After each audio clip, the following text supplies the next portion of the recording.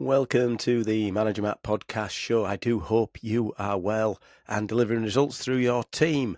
This show is designed to improve your leadership and management skills with practical advice from myself, Matthew Haddock, a leader and manager with over 25 years of experience.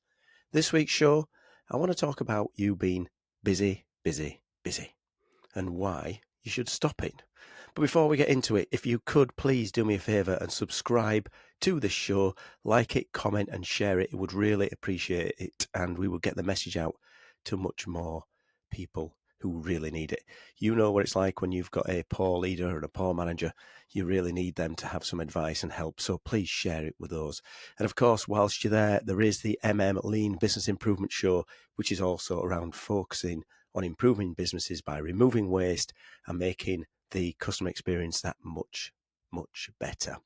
So what is it today? Let's get down to business, as they say. I'm sure there's a song in it. We've all been overwhelmed. We've got to the new year and you've come back to work and you're just thinking, oh my word, where is all this work come from?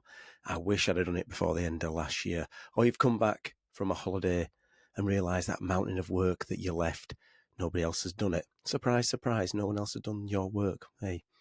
And you seem to be getting nowhere. You're stuck in this forever funnel, almost like in the bottom of a bathtub, just spinning around. There's so much urgent things that you need to do, but you don't think they're really important. You've got the phones ringing, the emails are pinging, the messages are coming in, and you've got this mountain of work you just can't seem to get on top of.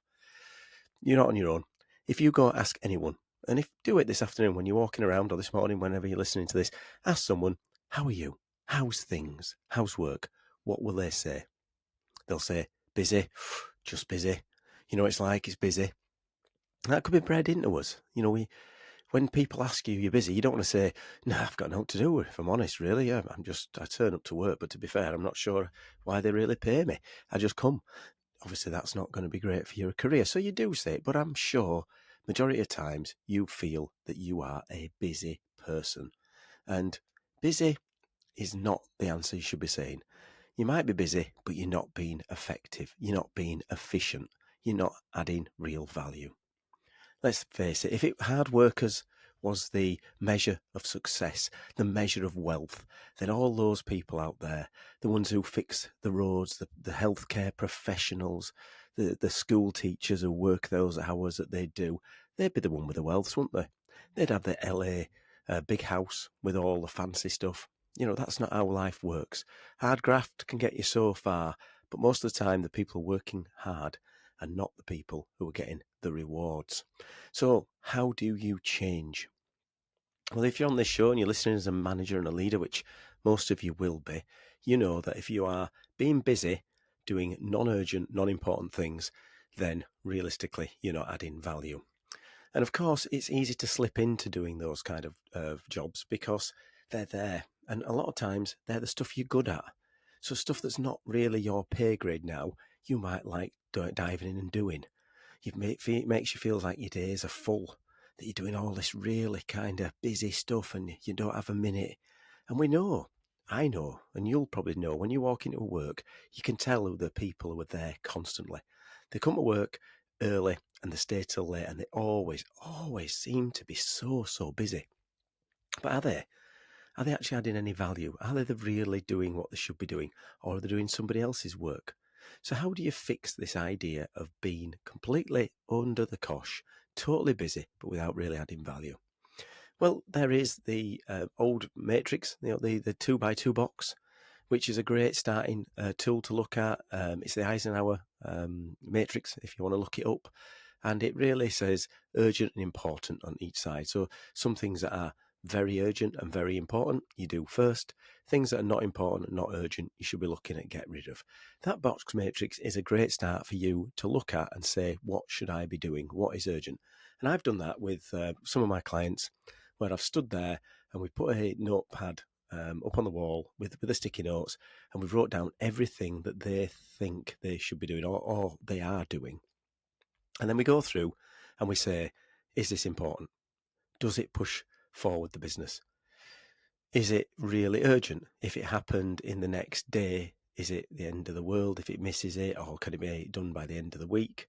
And then the things are, other stuff is stuff that you're not doing. Are there things in there that you should really not be doing? So you start to build up a plan. And then when you look at it, you're looking at your urgent and important and what you should be focused on. Now, sometimes your boss is going to be a factor in this. If you are really set on what you're doing, you know that you've got a certain amount of work to do, and then your boss rings and says, drop what you're doing, there's a really urgent case, I need you to go do X, then obviously you're going to do that. And then there is the pressure of your subordinates. Sometimes they try to give you work. They go up the ladder and try to give you stuff that they don't want to do, or they come with issues that they should be dealing with. So the big takeaway from when you're looking at being busy is, are you being efficient and effective at what you do? If you're not, why? Where is your time going?